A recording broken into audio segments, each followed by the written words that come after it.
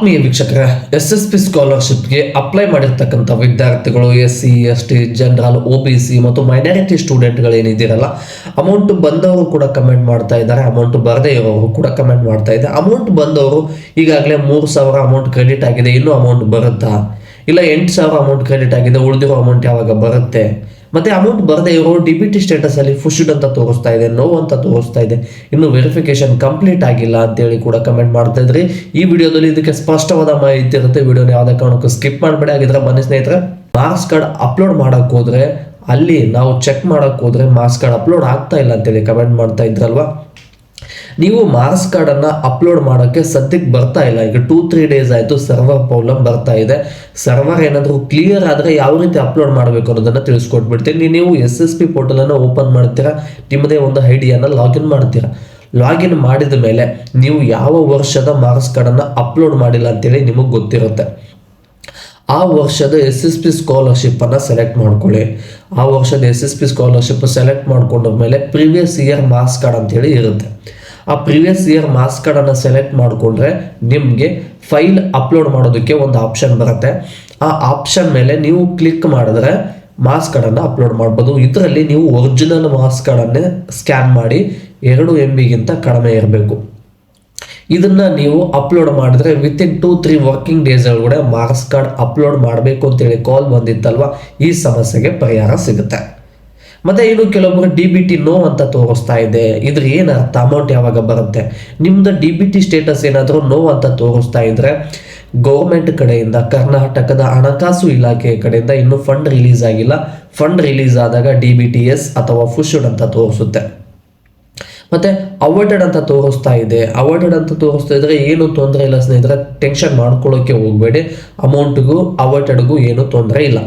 ಮತ್ತೆ ಕೆಲವೊಬ್ಬರಿಗೆ amount mention ಆಗಿಲ್ಲ ಅಂದ್ರೂ ಕೂಡ ಗೌರ್ಮೆಂಟ್ ಕಡೆಯಿಂದ ಫಂಡ್ ರಿಲೀಸ್ ಆಗಿಲ್ಲ ಅಂತಾನೆ ಅರ್ಥ. ಆಲ್ಮೋಸ್ಟ್ ಎಲ್ಲರಿಗೂ ಅಮೌಂಟ್ ಮೆನ್ಷನ್ ಆಗಿದೆ, ಬಟ್ DBT ನೋ ಅಂತ ತೋರಿಸ್ತಾ ಇದೆ.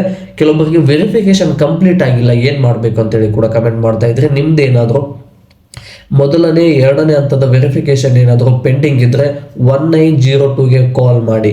ಇಲ್ಲ ಅಂದ್ರೆ SSP ಸ್ಕಾಲರ್ಶಿಪ್ ಓಪನ್ ಮಾಡಿದ್ರೆ ಹೆಲ್ಪ್ ಡೆಸ್ಕ್ ಅಂತ ಬರುತ್ತೆ, ಅಲ್ಲಿಂದ ನೀವು ಕ್ಲಿಕ್ ಮಾಡಿದ್ರೆ ಮೇಲ್ ID ಬರುತ್ತೆ. ಆ ಮೇಲ್ IDಗೆ ನೀವು ಏನು ಅರ್ಜಿಯನ್ನು ಹಾಕಿರ್ತೀರಲ್ಲ, ಅರ್ಜಿ ಒಂದು ಕಾಪಿಯನ್ನು ಮತ್ತು DBT ಸ್ಟೇಟಸ್ ಇವೆರಡರನ್ನು ಒಂದು PDF ಮಾಡಿ ಯಾವ ಮೇಲ್ ಐಡಿಯನ್ನು ನೀವು ಕೊಟ್ಟಿರ್ತೀರಲ್ವ SSP ಸ್ಕಾಲರ್ಶಿಪ್ಗೆ ಅಪ್ಲೈ ಮಾಡಬೇಕಾದ್ರೆ ಅದೇ ಮೇಲ್ ಐಡಿಯಿಂದ ಮೇಲ್ ಮಾಡಬೇಕು. ಮತ್ತೆ 1902ಗೂ ಕೂಡ SSP ಸ್ಕಾಲರ್ಶಿಪ್ ಅಪ್ಲೈ ಮಾಡಬೇಕಾದ್ರೆ ಯಾವ ಮೊಬೈಲ್ ನಂಬರ್ ಲಿಂಕ್ ಮಾಡಿರ್ತೀರಲ್ವ ಅದೇ ಮೊಬೈಲ್ ನಂಬರಿಂದನೇ ಫೋನ್ ಮಾಡಬೇಕು.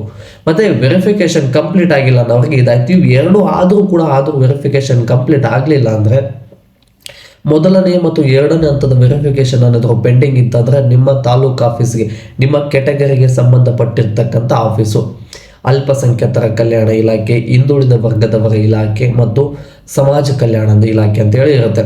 ನೀವು ಈ 3 ಇಲಾಖೆಯಲ್ಲಿ ಯಾವ ಕೆಟಗರಿಗೆ ಸಂಬಂಧಪಡ್ತೀರಲ್ವ ಆ ತಾಲೂಕು ಆಫೀಸ್ಗೆ ಹೋಗಿ ವೆರಿಫಿಕೇಶನ್ ಅನ್ನು ಮಾಡಿಸ್ಕೊಳ್ಳಿ.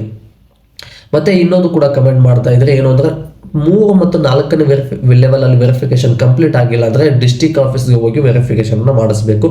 ಇದು ಬಂದಿರತಕ್ಕಂಥ ಅಪ್ಡೇಟ್ ಸ್ನೇಹಿತರೆ. ಮತ್ತೆ ಈಗಾಗಲೇ ಕೆಲವೊಂದಿಷ್ಟು ವಿದ್ಯಾರ್ಥಿಗಳಿಗೆ ಅಮೌಂಟ್ 3,000 ಅಮೌಂಟ್ ಕ್ರೆಡಿಟ್ ಆಗಿದೆ, 3,200 ಅಮೌಂಟ್ ಕ್ರೆಡಿಟ್ ಆಗಿದೆ. ಮತ್ತೆ ಇನ್ನು ಕೆಲವೊಬ್ಬರಿಗೆ 3,127, 3,060 ರೂಪಾಯಿ, ಕೆಲವೊಬ್ಬರಿಗೆ 8,000, ಕೆಲವೊಬ್ಬರಿಗೆ 15,000 ಅಮೌಂಟ್ ಕ್ರೆಡಿಟ್ ಆಗಿದೆ.